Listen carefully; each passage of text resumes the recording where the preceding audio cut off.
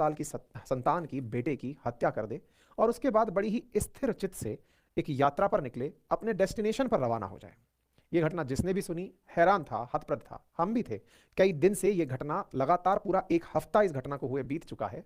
एक सवाल रह रह करके दिमाग में आ रहा था कि ऐसा करने वालों के मन में आफ्टर ऑल क्या होता है, क्योंकि हर क्रिमिनल की अपनी एक साइकोलॉजी होती है, क्रिमिनल साइकोलॉजी जिसे कहा जाता है। तो आज के सेशन में आप ये समझेंगे कि अल्टीमेटली इस तरह का क्राइम करने वाला, जिसमें वात्सल्य, जिसमें माता जो कि अपने बच्चे के लिए अपने प्राणों की बलि देने का प्लान करती है कि नहीं मैं अपने बच्चे के ऊपर आंच नहीं आने दूंगी, एक माता जो खुद भूखी रहकर अपने बच्चों का पेट भरती है, एक माता जो अपने बच्चे के लिए पूरी दुनिया से संघर्ष कर जाती है, वो कैसे ऐसा कर सकती है? ऐसी मां के मन में साइकोलॉजी क्या होती है? आज का सेशन इस विषय के ऊपर विशेष रूप से प्रकाश डालेगा। लेकिन इस विषय को समझें उससे पहले थोड़ा सा घटना का ब्रीफ समझ लेते हैं और विस्तार से पूरी घटना समझेंगे और इस मानसिकता का क्या कारण है, अंत में उस विषय पर चर्चा करेंगे। ठीक है? ये जो फोटो आपको इस समय दिखाई दे रही है, इसमें जो महिला है इसका नाम सूचना है और एक बेटा उसकी गोदी में है जिसका चेहरा हमने छुपाया हुआ है। फिलहाल ये महिला चेहरा दिखाने लायक नहीं बची है। क्यों नहीं बची है? क्योंकि ये जो गोद में संतान है अब ये इस दुनिया में नहीं है। जो दुनिया में संतान नहीं है उसके पीछे का कारण क्या है? ये महिला जिसका नाम सूचना सेठ है, इसने अपने 4 साल के बेटे की हत्या कर दी है। ऐसा पोस्टमार्टम रिपोर्ट से पता चला है कि इसने बच्चे की जान घोंटकर हत्या की है। इस सूचना के बाहर आने पर देश भर की मीडिया में यह सुर्खी बनी हुई है। सुर्खी है कि एक महिला जो कि पढ़ी लिखी महिला, जो एक आर्टिफिशियल इंटेलिजेंस कंपनी की स्टार्टअप की फाउंडर एंड सीईओ है, उसके द्वारा गोवा जैसी जगह पर अपने बेटे की हत्या की गई, ये सुर्खी बनती है। जब सुर्खी बनती है तो इसके बारे में डिटेल्स निकल कर आती हैं। डिटेल्स में पता चलता है कि इस महिला का अपने पति से तलाक चल रहा था, लेकिन तलाक की शर्तों में पति से महीने में 4 बार मिलने की कोर्ट ने इजाजत बच्चे को दी हुई थी। और पहली कारण जो पता चला है उसमें यह है कि ये शायद अपने पति से बच्चे को मिलने नहीं देना चाहती थी। क्या इतनी हाई एंड महिला, जिसके अंदर आप, जिसके बारे में आप जान रहे हैं, आर्टिफिशियल इंटेलिजेंस का खुद एक स्टार्टअप चलाती थी, बहुत सारी यूनिवर्सिटीज जो टॉप मोस्ट यूनिवर्सिटीज हैं उनसे ये पढ़ लिख कर आई थी, इस महिला ने ऐसा क्राइम किया। ऐसे हाई एंड लोग, ऐसे पढ़े लिखे लोग, इतनी मतलब शिक्षित लोग अगर ऐसा कांड कर सकते हैं तो दिमाग में प्रश्न बनने लगते हैं कि फिर इस देश में किस पर यकीन किया जा सकता है, समाज में यकीन लायक कौन है। साथियों, हाई एंड केसेस की जब जब बात होती है तो रिसर्च होने लगती है कि क्या कोई और भी ऐसी बड़ी मर्डर मिस्ट्री हुई है। बिल्कुल हुई है। एक मर्डर मिस्ट्री मैं आपको रिकमेंड कर रहा हूं एक ऑडियो बुक में, जिसका नाम कुकू एफएम है, जिसको आपने ऑलरेडी डाउनलोड किया हुआ होगा। नहीं किया हुआ है तो लिंक कमेंट बॉक्स और इन्हें आप नियमित रूप से अपने लिए उपलब्ध होती है। घटना है तो उसका विस्तार से आज के सेशन में जिक्र भी है। जिक्र है कौन है सूचना सेठ जिसने अपने बेटे की हत्या की। सूचना सेठ के बारे में जानकारी निकलती है कि यह एक 39 साल की महिला है जो कि कोलकाता में पैदा हुई थी, एक अच्छे परिवार से पैदा हुई थी, बेहद पढ़ने में अच्छी थी, कई भाषाओं में कमांड था, फिजिक्स ऑनर्स में उसने टॉप किया था, फिर उसने संस्कृत में पोस्ट ग्रेजुएशन किया, फिर डेटा साइंस में पढ़ाई की। कहते हैं कोडिंग सीखने में संस्कृत का बहुत बड़ा योगदान होता है, ठीक है ना? संस्कृत और कोडिंग की भाषा का कुछ मैच वैच बताते हैं लोग बाग। आगे चलकर उसने फिर आर्टिफिशियल इंटेलिजेंस में महारत हासिल की। साथ ही साथ दुनिया की कई नामचीन यूनिवर्सिटीज में आर्टिफिशियल इंटेलिजेंस यानी आर्टिफिशियल इंटेलिजेंस के जो एथिक्स हैं वो घूम घूम कर दुनिया को नैतिकता के पाठ पढ़ाती थी कि क्या सही होगा आर्टिफिशियल इंटेलिजेंस में, क्या नहीं किया जाना चाहिए। और इस काम को करते करते इसने माइंडफुल एआई नाम से खुद का एक स्टार्टअप शुरू किया। लिंक्डइन प्रोफाइल जो इसकी उपलब्ध है, जहां से दुनिया के लोग जानते हैं एक दूसरे बड़े आदमी के बारे में, वहां पर इसके बारे में पता चलता है कि ये दुनिया को ज्ञान देती थी एज ए डेटा साइंटिस्ट और आर्टिफिशियल इंटेलिजेंस में ये एथिक्स एक्सपर्ट थी। 12 साल का इसको अपने कैरियर में अनुभव था। 100 प्रतिभाशाली महिलाओं की लिस्ट में यह शुमार थी। डेटा एंड सोसाइटी में मौजिला फेलो, हार्वर्ड यूनिवर्सिटी की बर्कमैन क्लेन सेंटर में फेलो, रमन रिसर्च इंस्टीट्यूट में रिसर्च फेलो यह महिला रह चुकी थी। और इसने AI, ethics, machine learning system के डेवलपमेंट और स्केलिंग के लिए एक्सपर्टीज हायर की थी। एक इसका ट्वीट है 2020 का, जिसमें ये 100 उन महिलाओं में शामिल थी जो एथिक्स सिखा रहे थे आर्टिफिशियल इंटेलिजेंस में, यानी कि ये आर्टिफिशियल इंटेलिजेंस के उपयोग में क्या नैतिकता होनी चाहिए, दुनिया को ये ज्ञान देना चाहते थे। ठीक है, आगे बढ़ते हैं साहब। ऐसी स्थिति में इस महिला की लाइफ किस तरह के स्ट्रगल से गुजरी, क्या इसकी लाइफ का वो एंगल था जो कि इस स्टोरी तक पहुंचा, अब वो जानना जरूरी होगा। इस महिला के पति, जिसका नाम है वेंकट रमन, वो केरल के रहने वाले हैं और सूचना कोलकाता की रहने वाली हैं। 2010 में दोनों की बेंगलोर में मुलाकात होती है। बेंगलोर में पढ़े लिखे लोग स्टार्टअप कल्चर के अंदर, कंपनियों के अंदर जॉब करने अक्सर जाते हैं, वहां पर इन दोनों की मुलाकात होती है। दोनों में मुलाकात हुई, दोनों में प्यार हुआ, दोनों की शादी हो गई। चूंकि दोनों अच्छे पढ़े लिखे परिवारों से थे, रमन भी अच्छे पढ़े लिखे परिवार से था, सब कुछ सही चल रहा था। 2019 तक, जब तक कोरोना नहीं आया था, दोनों प्रॉपर तरीके से अच्छे से रह रहे थे और 2019 में इनके एक बेटा होता है। 2020 में कोरोना आ जाता है। अच्छा, कोरोना के काल में बहुत सारे लोगों के रिश्ते बिगड़े भी हैं। जो हस्बैंड वाइफ कभी एक दूसरे के साथ समय नहीं नहीं बिताए थे, अचानक कोरोना ने उनको एक दूसरे के साथ ला दिया। बहुत सारे तलाक के केसेस कोरोना के काल में फाइल हुए थे। क्यों? क्योंकि लोगों को एक साथ रहने की, एक दूसरे के साथ समय बिताने की असल में आदत नहीं थी। सब चले जा रहे थे वर्कोहॉलिक सोसाइटी के अंदर, लेकिन जब वर्क फ्रॉम होम होने लगा तो एक दूसरे के बारे में ज्यादा जानने का मौका मिला, और ज्यादा जानने का मौका मिला तो कई परतें खुलती चली गई, बहुत सारे रिश्ते टूटे। उनमें से एक रिश्ता इनका भी था। दुनिया में ये बहुत हुआ था। कोरोना काल अपने आप में बहुत ही ट्रेजिक काल था, रिश्ते बहुत लोगों के खराब हुए।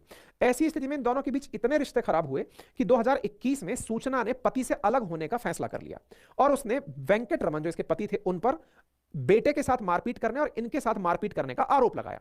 बेटा मां के पास था। इस अलगाव के बावजूद वेंकट अपने बेटे से मिलने के लिए सूचना के पास आया जाया करते थे, लेकिन सूचना बेटे से पति को मिलने नहीं देती थी। मामला बहुत बिगड़ा तो यह मामला अदालत पहुंच गया। दोनों के बीच तलाक की अर्जी डल गई और दोनों की ही अपने बेटे पर कस्टडी की लड़ाई चलने लगी कि बेटा मेरे साथ रहेगा या मां के साथ रहेगा। बाप बेटे, मां बाप में बच्चे को लेकर लड़ाई होने लगी कि किसके साथ बच्चा रहेगा। कोर्ट में कई बार इस विषय के ऊपर शिकायत हुई, लेकिन अल्टीमेटली सूचना हर बार बाप से बच्चे को मिलने नहीं देती थी।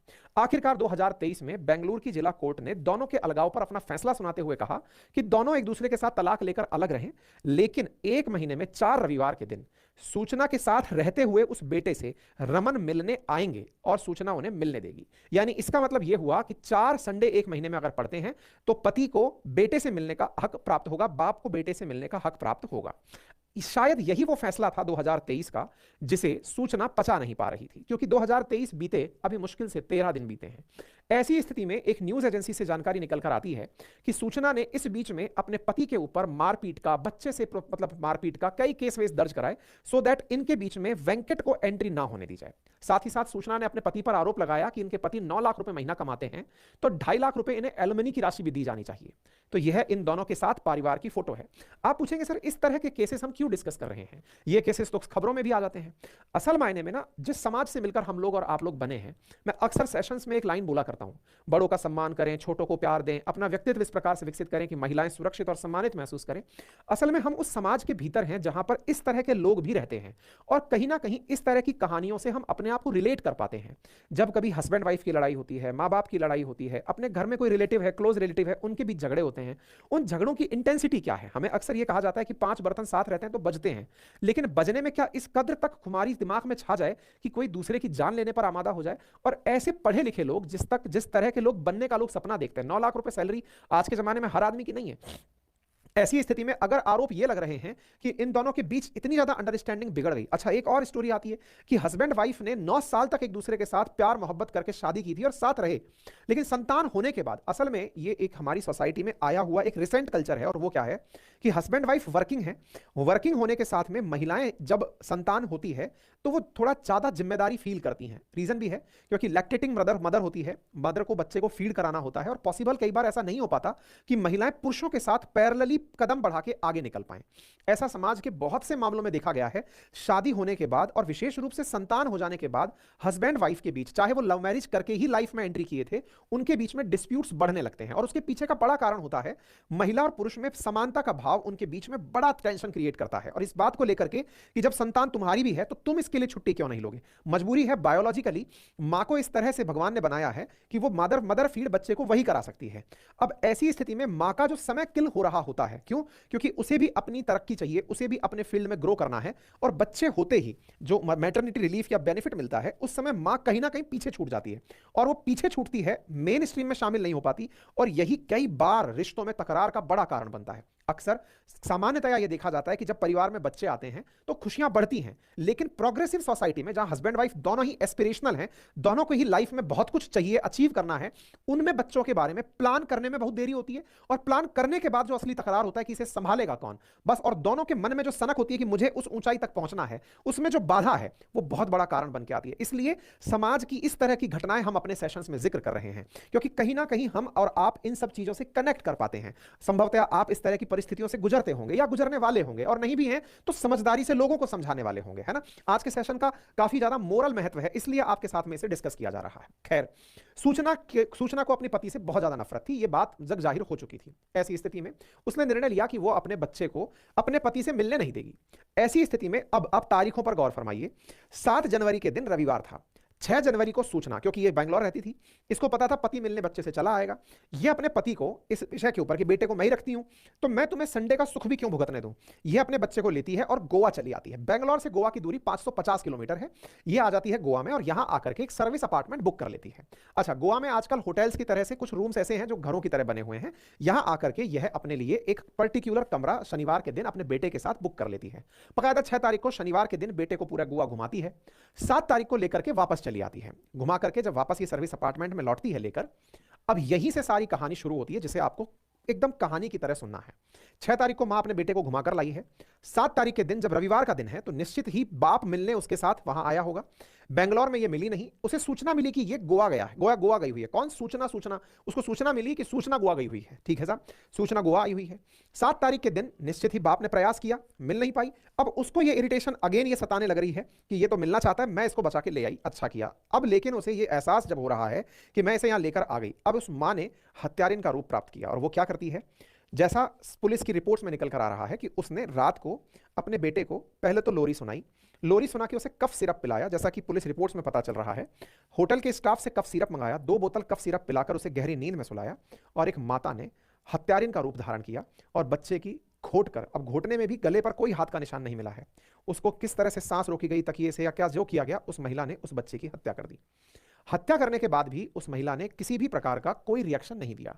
रात को 11:30 बजे 7 तारीख यानी रविवार के दिन 11:30 बजे वो अपनी होटल के रिसेप्शन को फोन करती है और कहती है कि उसे बेंगलोर जाना है। बेंगलोर जहां उसका ओरिजिनल होम था, जहां से वो घूमने आई थी, बेंगलोर जाना है और उसे जाने के लिए टैक्सी चाहिए। 550 किलोमीटर की डिस्टेंस काफी बड़ी डिस्टेंस होती है और इन जनरल 12-13 घंटे आपको ट्रैवल करने में लगते हैं। होटल स्टाफ उसे फोन पर कहता है कि मैडम अगर आप टैक्सी से जाएंगी बहुत ज्यादा पैसा खर्च होगा, आप हवाई जहाज ले लीजिए, सस्ता पड़ेगा। उसने कहा नहीं, उसे टैक्सी से ही जाना है।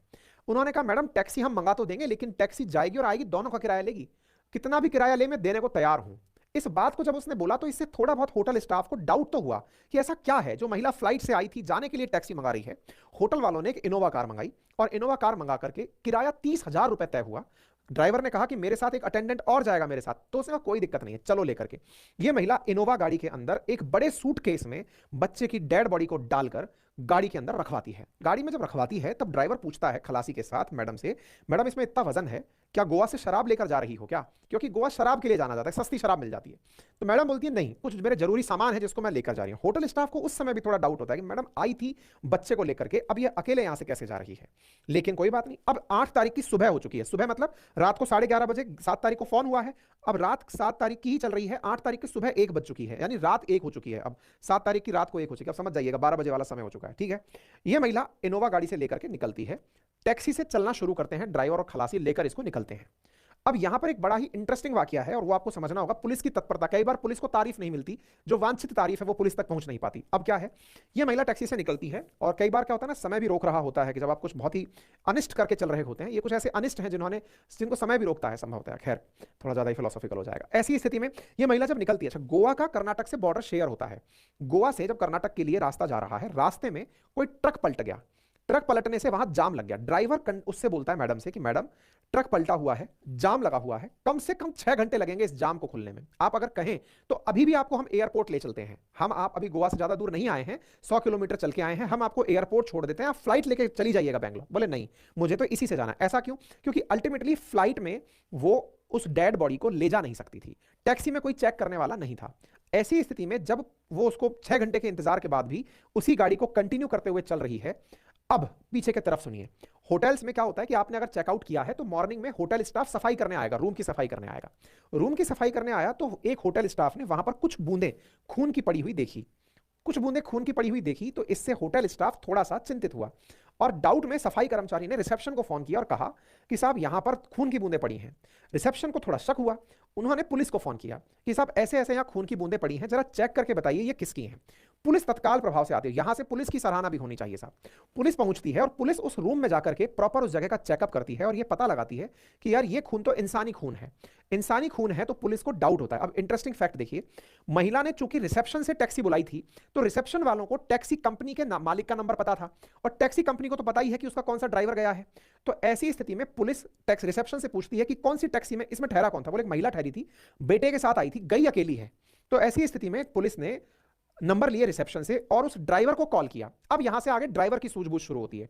ड्राइवर को कॉल किया, सुबह की घटना है, सुबह 10 बजे की। टेक्निकली रात 1 बजे की चली हुई टैक्सी को पहुंच जाना चाहिए था, लेकिन रात भर तो जाम में फंसी, तो 200-250 किलोमीटर चल के चित्रदुर्ग करके कर्नाटक में एंट्री कर चुके थे। उस जिले में ये टैक्सी पहुंची ही थी। पुलिस ने ड्राइवर को फोन किया और ड्राइवर को फोन करके ये कहा कि तुम पुलिस से बात कर रहे हो, लेकिन तुम्हारे साथ बैठी सवारी को यह ना पता चले कि तुम पुलिस से बात कर रहे हो। ड्राइवर भी समझ गया कि कुछ तो मामले में लोचा है। ड्राइवर पुलिस से कोंकणी भाषा में बात करने लगता है। महिला चूंकि बंगाली थी यानी कोलकाता की थी, बैंगलोर में रहती थी, हिंदी, इंग्लिश और कोलकाता वाली भाषा यानी बंगाली जानती थी, कोंकणी नहीं पता थी, तो उसे नहीं पता था कि ड्राइवर पुलिस से क्या बात कर रहा है। पुलिस ड्राइवर से कहती है कि उस महिला के साथ कोई बच्चा है क्या? बोले नहीं है। तो बोले लाओ एक बार महिला से बात कराओ। अब पुलिस उस महिला से बात करती है और उससे पूछती है कि मैडम बच्चा कहां है आपका?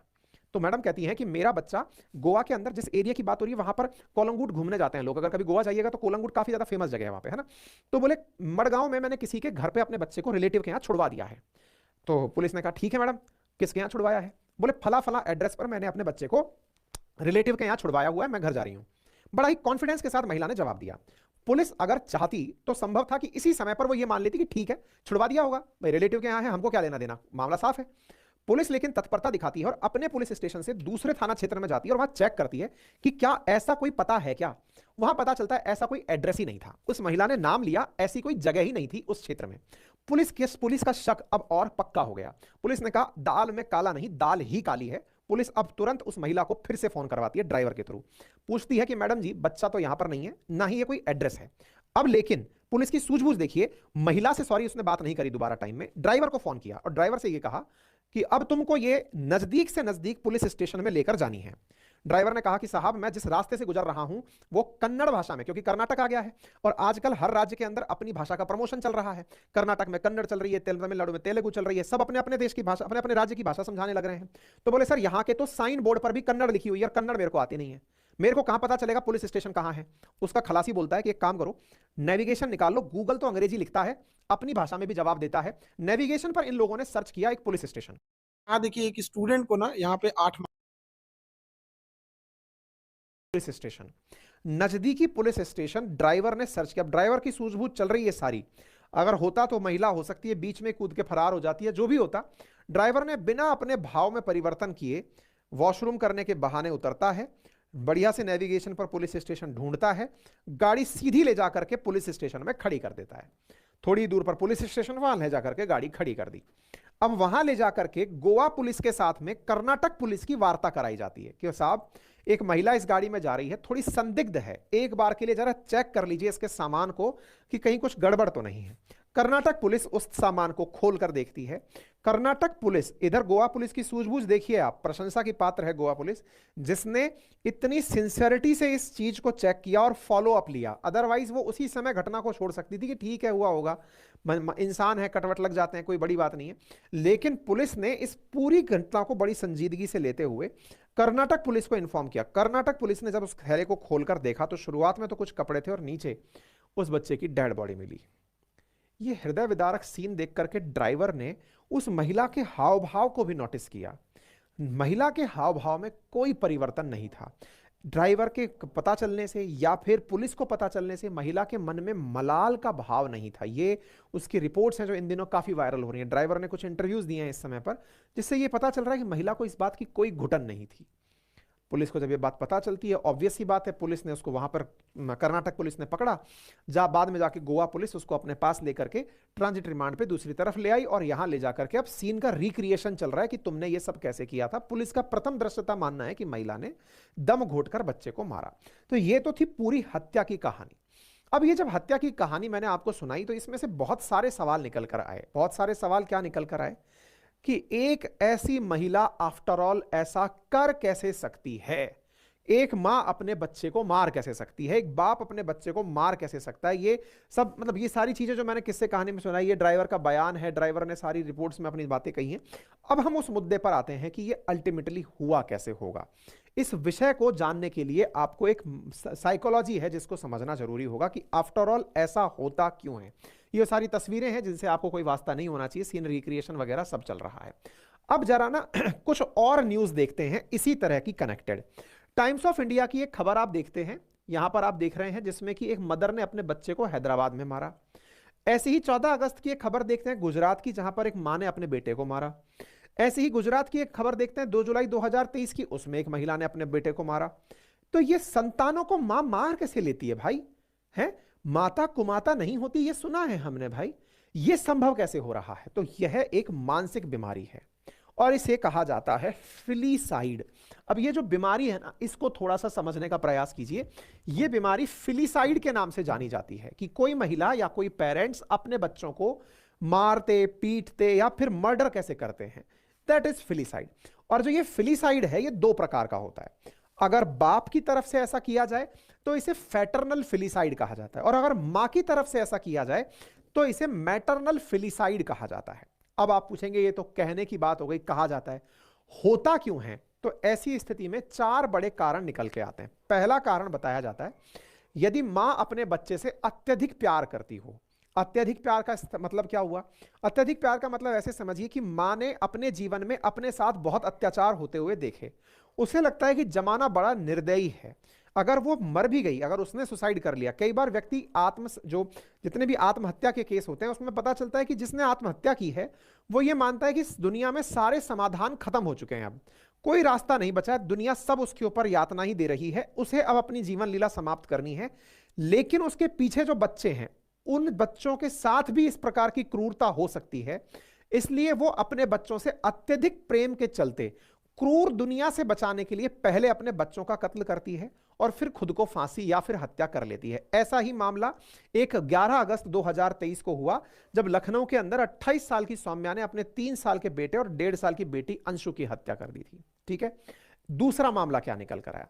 एक होता है सीरियस फिलिसाइड की स्थिति, मति भ्रम की स्थिति। मति भ्रम का मतलब हुआ दिमाग खराब होना। दिमाग खराब होने का मतलब, कई बार कुछ पेरेंट्स के दिमाग ऐसे खराब होते हैं कि उन्होंने बच्चों के साथ अगर मारपीट भी कर दी होती है या हत्या भी कर दी होती है, इसे आप मानसिक दिवालियापन भी कह सकते हैं, पागलपन है, कि उन्हें यह पता नहीं रहता कि उन्होंने ऐसा कुछ कर दिया है। ऐसा एक वाकया हुआ 8 अप्रैल 2023 को उत्तर प्रदेश में, जब एक महिला ने अपने सोते समय अपने बच्चे की हत्या कर दी और सुबह जब उसे बताया गया कि तुमने ऐसा किया है तो उसे यकीन नहीं हुआ कि उसके वजह से ऐसा हुआ हो। तीसरा कारण निकल कर आता है अनचाहा बच्चा, जिसे मां बंधन समझती हो। समटाइम्स महिलाएं बिना शादीशुदा जिंदगी में लिव इन में रहते हुए या फिर किसी नासमझी के चलते मां बन जाती हैं। मां बनी हुई स्थिति में वो अपने जीवन को नहीं जी पा रही होती हैं, या फिर कुछ महिलाएं ऐसी होती हैं जो बहुत ज्यादा लाइफ में अपने आप से बहुत कुछ एक्सपेक्ट करती हैं कि उन्हें जीवन में बहुत आगे ग्रो करना है, जिसकी संभावनाएं सूचना सेठ के मामले में बहुत ज्यादा है, जिसमें यह कहा जा सकता है कि महिला संभवतया खुद को लाइफ में बहुत आगे तक देखना चाहती थी। दुनिया की 100 प्रभावशाली महिलाओं में जिसका नाम शामिल हो गया हो तो वो अपने आप के बारे में काफी एस्पिरेशनल हो सकती है। तो ऐसी स्थिति में बच्चे उसकी एक बहुत बड़ी परेशानी बनते हैं। ऐसी स्थिति में बंधन समझते हुए वो अपनी बच्चों की हत्या कर देती है, या फिर वो बच्चा उसकी बाधा बन रहा हो किसी ना किसी कारण से। जैसे कई केस पहले भी निकल कर आए हैं जिसमें मां अपने बच्चे की हत्या कर देती है। ठीक है, एक और कारण इसमें है, और वो ये है कि अपने पति से बदला लेना, या फिर ये कहिए कि पति को पत्नी से या पत्नी को पति से इस बात की खुशी मिल रही होती है कि मैंने अगर ऐसा कर दिया और उसका नाम लगा दिया तो बेटा तुझे मैं पनिशमेंट दिला के रहूंगी। कई बार मतलब हस्बैंड वाइफ की लड़ाइयां इस मोर्चे तक पहुंच जाती हैं कि इसमें किसको नीचे दिखाना है पहले तो यह तय करना है, और किसको ज्यादा से ज्यादा नुकसान पहुंचाना है। ऐसी स्थिति में हस्बैंड वाइफ में पत्नी ने अगर यह सोचा कि बेटा मारूंगी मैं, तुम्हारे ऊपर दोषारोपण आएगा, पुलिस तुम्हें उठाकर जेल लेके जाएगी। ऐसा मामला हुआ है। 23 फरवरी 2023 को मध्य प्रदेश के हरदा के अंदर एक महिला संजू ने अपने 9 दिन की बच्ची की हत्या करी और आरोप अपने पति पर लगा दिया। ये तो पुलिस की सूझबूझ थी कि पति उस जगह था ही नहीं, ये पता चल गया। तो ऐसी स्थिति में कई बार ऐसी स्थितियां बनती हैं। अब जब बात की जाए इस महिला की जिसका केस अपन डिस्कस कर रहे हैं, इसके मामले में जो सबसे बड़ी चीज है वो ये हो सकती है, जो चौथा केस अपन ने बताया कि पति को परेशान करने का केस, नंबर 1। नंबर दूसरा केस अपने बच्चे का बाधा बनना, यानी उसकी तरक्की में बाधा बनना, और तीसरा उसका अपने बच्चे से अत्यधिक प्रेम। क्योंकि जिस तरह से उसके बारे में बताया चल रहा है, पढ़ते समय भी मतलब अंदर से मन भारी होता है, जिसमें वो लिखा है कि बच्चे को पहले उसने लोरी सुनाई और लोरी सुनाकर उसने उस बच्चे के साथ, खैर फिलहाल के लिए इस विषय से आगे निकलते हुए, क्या यह केवल इंडिया में होता है? नहीं, फिलिसाइड जो घटना है, ऐसी घटनाएं अमेरिका में भी देखी गई हैं, और यह मानसिक बीमारी है। इस मानसिक बीमारी के लिए अब जब इस तरह की समस्याएं हैं तो फिर इनका समाधान क्या हो सकता है? देखिए भाई, जीवन में ना अंत में कुछ भी चीज ऊपर नहीं जाने वाली है। जब आप सब किसी भी धर्म को मानने वाले हो, आप सबका, मेरा, जिसका भी अंत होगा ना, ये सब भौतिक सामग्री यही छूट जानी है ना। तो इन भौतिक सामग्री की लड़ाई में सबसे पहले अगर संभव हो तो रिश्तों को बचाने का प्रयास कर लो।